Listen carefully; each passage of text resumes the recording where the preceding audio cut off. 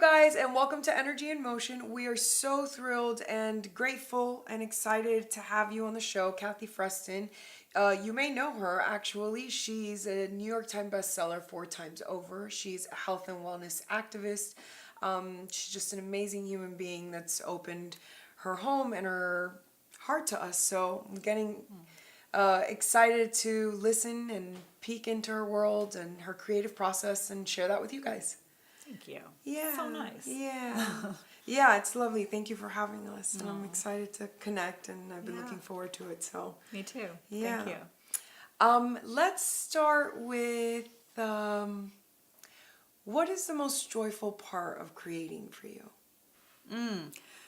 For me, the idea of making a difference, like being able to affect some sort of change for something outside of myself is really exciting. And that makes me feel really good when I'm creating. So I think I'm born to be a self-help author.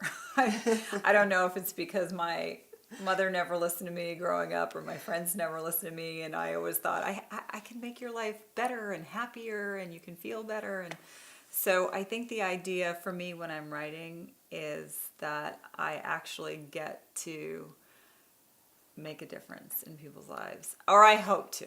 I hope to. That's what sort of stokes me. I mean, it's hard to believe that you wouldn't, given that, we place these books here for a reason, just because, it's amazing and it's something to be celebrated. It seems that with such success, I can't imagine that you wouldn't have changed people's lives. Oh, thank you for saying that. I don't even know how they're... I look at that and I'm like, who wrote that? Because honestly, I think 3 or 4 books ago, I said to myself, I'm never going to write another book again. It's so daunting to sit down to the blank page, on your computer or on the page, whatever. But the idea that I kept writing is like, I must be insane, truly. But the idea of actually making it work for some broader mission, really makes me feel good, makes it worthwhile. Yeah, and even sharing what you did about your friends when you were growing up and your family when you were growing up, and that sort of need to be heard is such an important thing for all of us and our own growth and expansion. And so you've been able to fulfill that need for yourself through through such a beautiful art and Thank sharing you for it. saying that. I think that's sort of, if anything, not being heard or, not being popular in school or not being particularly attractive sort of honed my skills for communication, because I thought, they're not paying attention, so I've got to learn to say this in a way that's more clear, that's more articulate, or that's more friendly, or more something, So I think that because my parents didn't listen, and certainly not my brothers, it sort of helped me to sharpen my communication skills. I love when we get to see sort of like the reasons why we've experienced the things that we have in order for us to be prepared to do what we're here to do, right? It's just, and it sounds that way. That's beautiful. And correct me if I'm wrong, but you were a model, right? About 150 years ago, yes, I was a model. It was quite a while ago, and I think about it as I don't even know how that happened, because I definitely never felt like a model, and I definitely felt like an oddball in that career, and I wasn't particularly successful. I was sort of a workhorse. I did a lot of catalogs. I did a lot of advertising. I certainly wasn't, a glamorous supermodel or anything like that. But I earned a nice living, and it enabled me to see the world. And seeing the world sort of opened my eyes and opened my heart to what was outside of this southern little suburb that I grew up in. And that made me someone who was hell-bent on, saying something that was going to bring about change in some positive way. How long does it take you to write one of these? These beasts, these beasts Bibles that of I knowledge. grapple with. Yes, probably about a year. Probably Okay. about a year. There's That's a lot impressive. Yeah, I mean, there's a lot of research. This latest book required a lot of research, and I wrote it with my co-author Bruce Friedrich, who's the executive director of the Good Food Institute. So we actually had some really smart researchers that we were able to use, one from Harvard and one from Stanford. So we really got a lot of good teamwork on this book. But for the most part, it's a process. It's, a book sort of, it's a very emotional thing. It sort of plants itself in your mind, and you sort of see it dancing around, and it's attractive. It's like an energy that has a little magnetism that pulls you into it. And I start thinking all on its own. It's like I start thinking of an outline, and I start thinking of the points that I want to make, and then it just sort of is relentless with me. It takes over my thinking process, and then I write up a proposal, and I try to get the damn thing sold. So And thankfully you've been successful. so far. When you're writing, I imagine, like most artists, there's creative blocks, and when you hit some of those creative blocks as an artist and a writer, what do you do to overcome them? And is there a particular space or A particular brand of vodka? Is that what you're asking me? or a particular brand of vodka? That sounds great to me. Actually, I have to come over for the blocks. That's what right. I want to join in. That's on. right. Big fat martini. No, I'm never before 6. But I try not to take myself too seriously. I try not to be a workaholic. I try to relax, and I think creativity is an energy. And the more that I can sort of be flexible and fluid, the more that creativity will flow through me. The second I get rigid and think it has to be a certain way, it sort of stops. And I've had writer's block many times, but I remember one time in particular, I was just beating this thing to death. I was writing about all these chemicals and how it was affecting the environment, and I was like, this is so important, but it's like, drudgery. And I couldn't make it sound interesting or pertinent, and finally, after weeks of trying to get this thing written, I realized, it's not supposed to be in the book. It's not happening.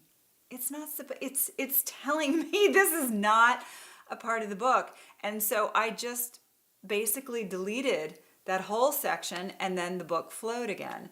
So sometimes, as in life, you think that the best way to go, but the book knows otherwise.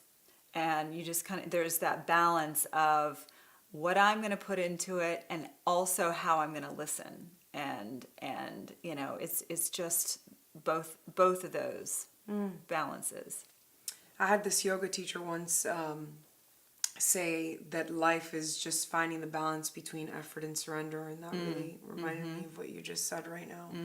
And it's an interesting mix, right? Find that it's space. an interesting mix. And hiking for me is a really good way to unblock too. I would go out every morning during a book when I was writing, and I would be by myself, and you can hike in the mountains in California around where I live, and I would just talk out loud. And there was something about just being out in the trees and the rocks and the hills where my thoughts just came together in a way that they didn't otherwise. Because sometimes as a writer, you're constantly judging yourself, the composition of the sentence. And does that make sense? And I have a bullshit detector for myself, like these antennae that are saying, "Oh, you're full of shit," And I edit myself so much when I'm writing. Whereas if I'm out on a hike and I'm talking out loud, I don't judge myself. I just let myself think and figure things out, and that's when things tend to come together for me. I love that. That's beautiful. Thank you. Yeah, it is. Because it's, it's just nice to know that you have the ability to do that, to sort of step away from yourself. I think many artists struggle with that, Is there anything that you feel, hindsight 2020, that didn't go the way you would have expected or liked, that you see as a blessing today in the unfoldment of this career? Oh yeah, I mean, if you look at my career as a model, that didn't go really well, and I really wanted it to, because that would have been really good money, and it would have been a glamorous life. But then I wouldn't have written the books, And I think that, as much as I wanted it, I kept running into a brick wall. I was like, but I don't understand. Why can't I get this booking, and I cut my hair this way and I act this way? But, it wasn't my calling, obviously. Now when I look back on it, I go, of course it wasn't my calling. You're, a nerd, there's no way you're going to be a successful model with attitude. But I see that as a blessing, because life had some other things in store for me, and I'm much more gratified doing this than I would have been doing a career that I thought I wanted but wasn't right for me. Right. Yeah, that makes sense.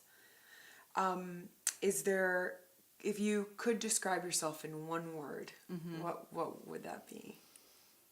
Gosh, I don't know. I know that stumps everybody. That's part of it, though. Yeah, growth. I would say growth, because I'm all about personal growth, and I'm all about spiritual growth, and I'm all about growth of a culture as a whole, collectively. And it's what interests me, it's what challenges me, and if I'm not growing, I'm dying. And I'm attracted to people who are growing. Because if they're not growing, I don't even I don't understand someone who doesn't want to grow. And with the world moving in the directions it's going in right now, if we don't grow and change and adjust and tweak ourselves, then we are going in the wrong direction, towards a dark place. So I would say I'm all about growth. I love that. Is there any, when you were a little girl, what'd you want to be? What'd you want to be when you were a little girl? Oh gosh, when I was a little girl, well, I went through a stage where I wanted to be a nun. Wow. I know. I don't know why. I just thought it would be cool. And then That's awesome. I realized that I liked clothes, so that wasn't going to work. And then I think I wanted to... And vodka. I loved vodka. Well, none straight. Not yet. Yeah, we're Irish Catholic in my family, so. Okay. What did I want to do? I think I was curious about the world. I knew I wanted to travel. I knew that I wanted to see things in life, but I didn't know exactly what it was going to be. But I will say that I've always written.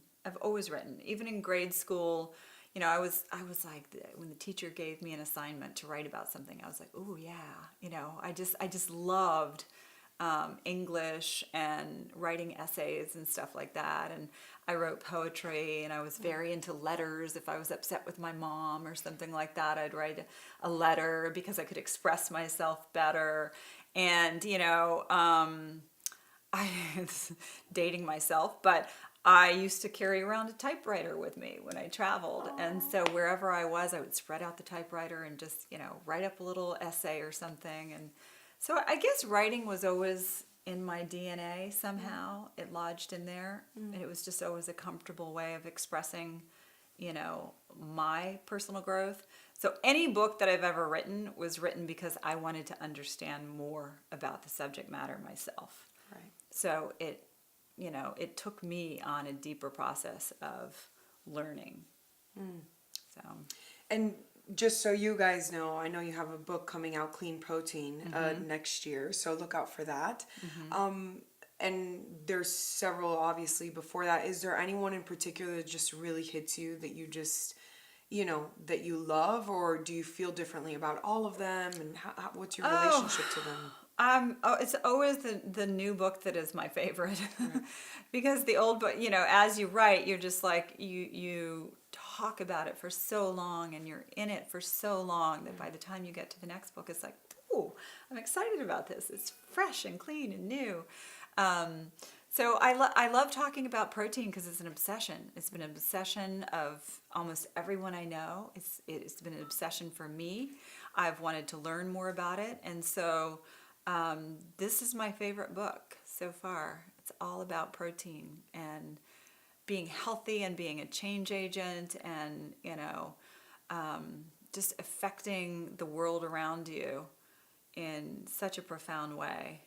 So I would say that's my favorite book. I'm excited to read it, and Oh, I'm good. excited to have met you, if only for the fact, and Oh. hopefully not, but to have access to this knowledge, Oh, thank you. because it is part of our own personal expansion, right? We are Yeah. what we eat, and it just Yeah. really influences our health and our life and Yeah, our in such energy. a major way, and now more than ever. I mean, we've got. If I think about who am I writing it for, I think about people who are struggling with type 2 diabetes, who have just gotten a cancer diagnosis, who just lost a parent to heart disease.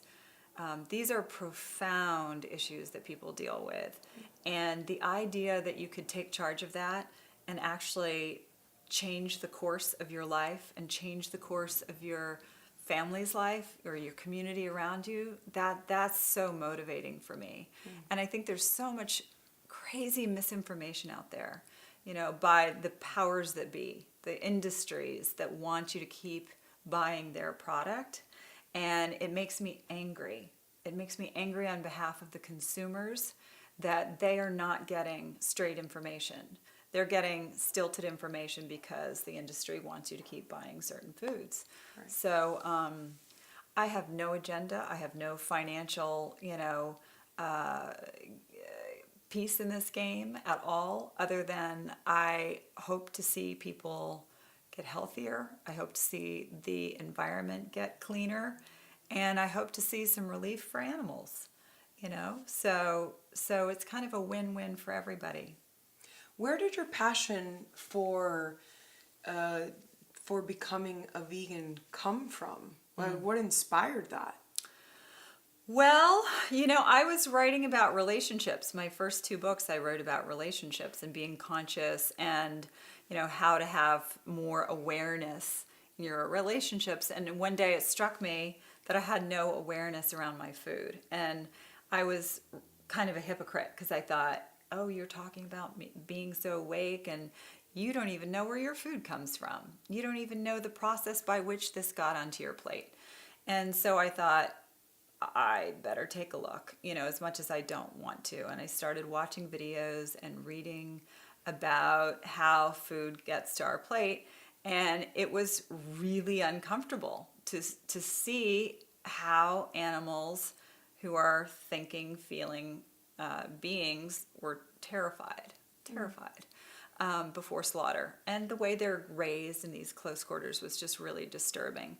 And so that was part of it. And then around that same time, I was playing with my dog, Lotzi, and I was just rubbing her belly, and she was looking up at me, just, with these sweet eyes and her little, legs in the air. And I just thought, I love this dog so much. And the little voice in my head said, if you love animals so much, why are you eating them? And it was just like, oh my God, talk about the inconvenient truth, Because if I'm honest with myself, the reason I was eating animals is because it tasted good. They tasted good. They tasted good. It was tradition. It was easy. I didn't have to think about it. But damn, if I wasn't going up against every value I ever had of being a kind person, being someone who showed mercy, being someone who was a good steward of the environment or good steward of my body, just because it tasted good. So I thought, girl, get thy what together and figure it out. So I thought, I'm not going to put pressure on myself because I hate being disciplined and it never works for me. Diets don't work for me. So I thought, I'm just going to lean into it. I'm just going to nudge myself in the direction of being someone who doesn't eat stuff that came from an animal. And I'm going to just keep going one step at a time, one day at a time. And, taste new foods, try new recipes, try new restaurants, and wander the grocery store, peruse the internet and everything. And I just sort of made it a fun experiment. And as I was leaning into new kinds of recipes and ways of ordering at a restaurant, I also kept educating myself by watching videos of what happened to animals and what was going on with the environment as a result of industrial agriculture. And those two things dovetailed in such a way that I just started, powering myself forward. And eventually I became someone who was 100% plant-based. But I'm all about leaning in. I'm all about people doing it, in their own time, in their own way. And I think that it's really important that people have the freedom to make their own choices. And I think overall, people are kind. People Right. are smart. People are going to make the right choices for themselves and for the world around them. If they're given the information, they will. Right. None of my business, so. Right.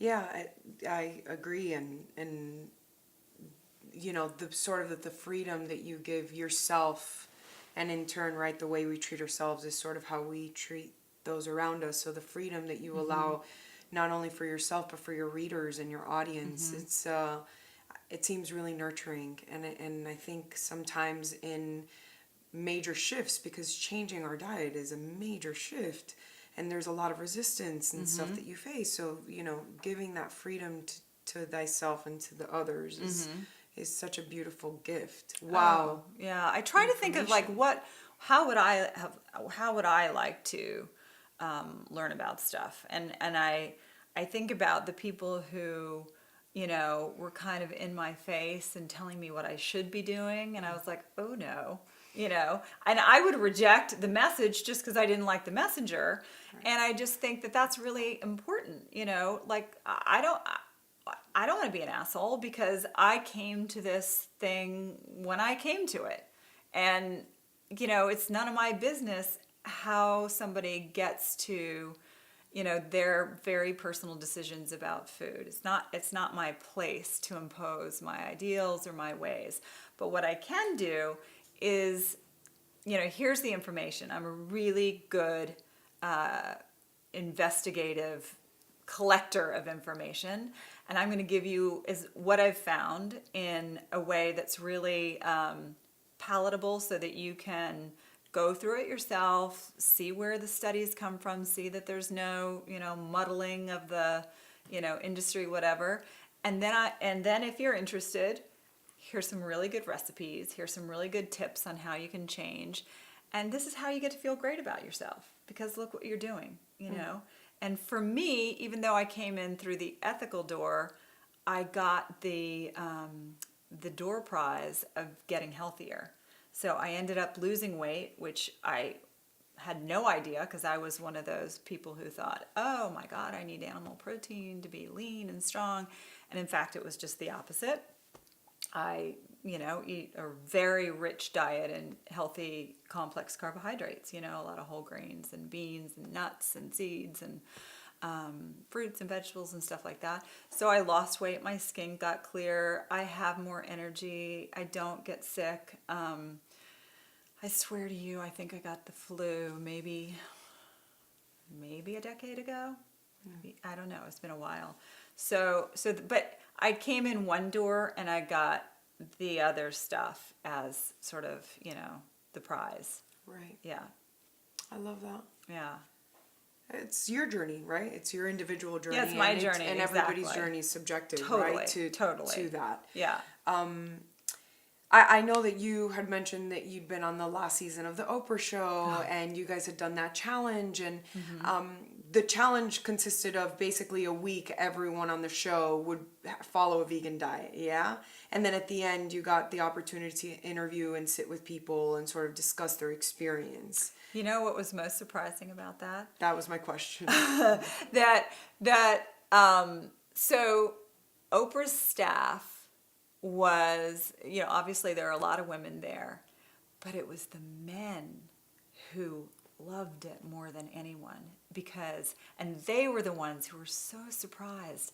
It was like, and there's footage of it. You can go on, it's probably online, but the men felt so good. Suddenly they were like, having regular, bowel movements. They were sleeping better. They didn't have indigestion, so I loved that. I loved it. It's,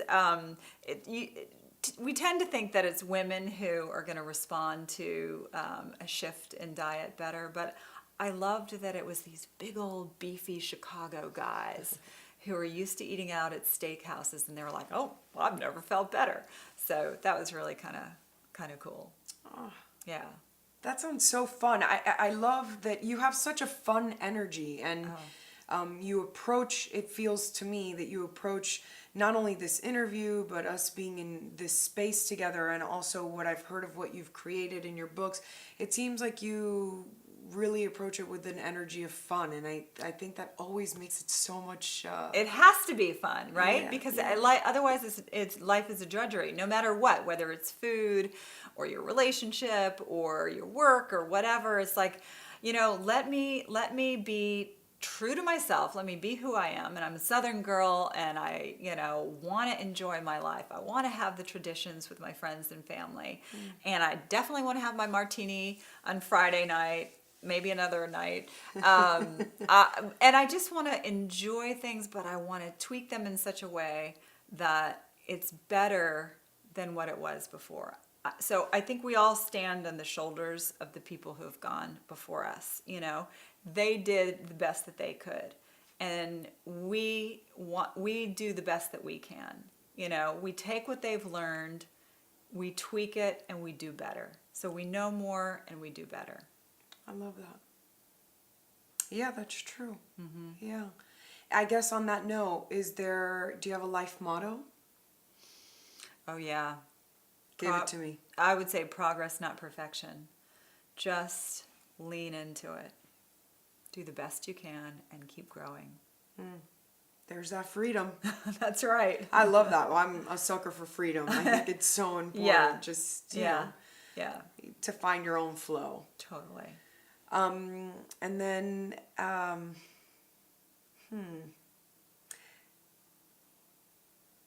is there anything that I haven't asked you that you want to share that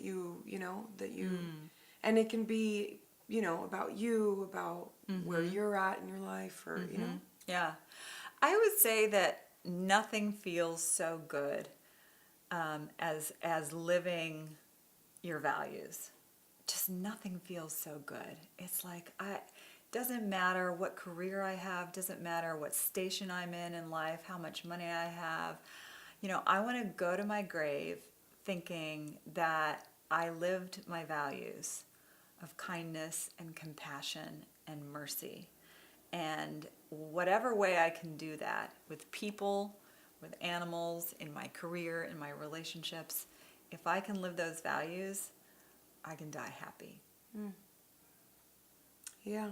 I mean, I've been saying I love that, but it's true. I just, that hits me because I think that's so important, and that resonates for me because I feel very passionate about the same, about expansion and living a full life. Yeah. And, full in every sense of the word. And if I need to go tomorrow, I know I've done it the best that I could with what I had, Not only as an activist, but as a human being and as an artist in the art of living, in the art of what you've created. Can you sort of share with our audience and our artists, maybe some who are trying to change their habits, maybe some who are trying to write their stories and find their own voices? Is there something that you can say to them to inspire them and give them a little nudge? I would say your calling finds you. It finds you. You don't even have to, look for it and say, oh, I really should be an actress. I want to be an actress, or I want to be a rock climber. Obsession just happens to you. And if you're obsessed with something, you have found your calling. And if you're not obsessed with what you're doing, it's not your calling. And I'm not saying quit your job, because we all need a job. We need to make money. If you need to be, a bartender while you write your novel, or, to make money to go out and do your rock climbing, or whatever it is, do it. But your obsession, that'll tell you you have found your calling, and you better follow that call, because it'll take you places you could never go otherwise. That's perfect. Okay. Yeah. I guess we can wrap that up, because that pretty much sums it up. Okay. Thank you again. Thank you. For opening your home and your heart and your passion, and sharing that with us. Thank you. Not just me, but with them. And,